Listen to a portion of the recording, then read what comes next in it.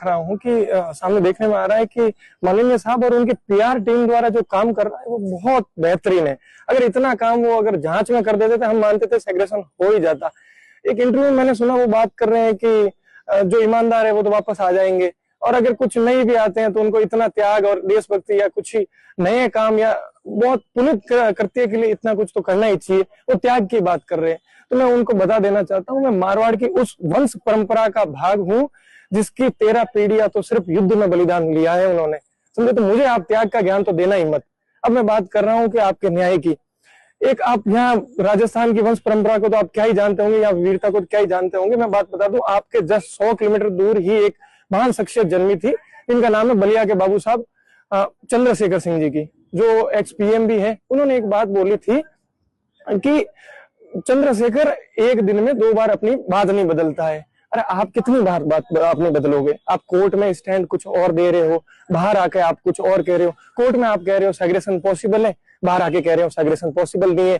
Court में आपने बोला कि हम जो सरप्राइज टेस्ट लिया था उसके आधार पे हमने कोई गिरफ्तारी हम कर नहीं सकते, वो कोई इन्वेस्टिगेशन का पार्ट नहीं था। पर अभी थोड़े दिन पहले एक कोर्ट की हियरिंग से पहले आपने सत्येंद्र यादव को सिर्फ इसलिए उठाया, सिर्फ क्या जो गलत था उसको इस मामले में ही उठा दिया कि उसके टेस्ट में अच्छे नंबर नहीं थे। चलो मैंने माना आप त्याग की बात करते हो कि आप हरिओम पाटीदार को तो आप जानते ही होंगे, उसके साथ आपने क्या क्या किया।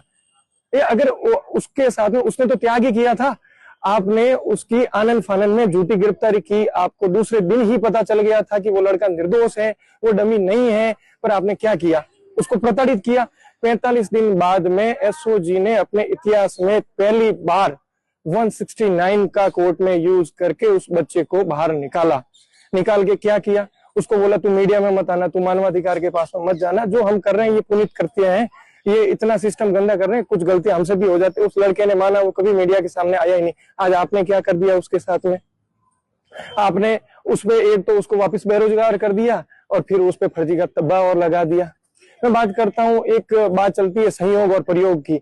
आप ये क्या संयोग है कि आप जब मीडिया कोर्ट की हियरिंग होती है उससे एक दिन पहले ही लोग आप उठा लेते हो? क्या आपको पता नहीं है कि परवीन खराड़ी ने 15 दिन पहले परवीन खराड़ी को उठा लिया गया था? अभी परवीन खराड़ी कहाँ है? कब आएगा? 7 तारीख को बाहर आएगा। रविंद्र सैनी किसकी सह पे भागा? रविंद्र सैनी को आपने क्यों नहीं पकड़ा? मैं अब भी कह रहा हूँ, उदयपुर से एक महिला एसआईपी फरार है, उसको आपने क्यों नहीं पकड़ा? कब पकड़ोगे? वक्त का इंतजार कर रहे हो? वक्त देख के पकड़ते हो। मैं पूर्वी राजस्थान से भी 2-1 लड़के हैं, वो फरार है, उसको कब पकड़ोगे? वक्त से पहले।